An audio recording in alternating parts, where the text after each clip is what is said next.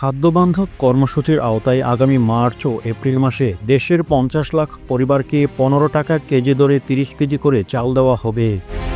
এছাড়াও আসন্ন ঈদ উপলক্ষে অন্তর্বর্তীকালীন সরকারের বিশেষ উপহার হিসেবে ১ কোটি নিম্নবিত্ত পরিবারকে বিনামূল্যে ১০ কেজি করে চাল দেওয়া হবে বলে জানায় খাদ্য ও ভূমি উপদেষ্টা আলী ইমাম মজুমদার। বৃহস্পতিবার ঢাকা বিভাগীয় কমিশনারের কার্যালয়ে ওএমএসএস ও খাদ্যবান্ধব কর্মসূচি বিষয়ক মত বিনিময় সভায় তিনি এ তথ্য জানান।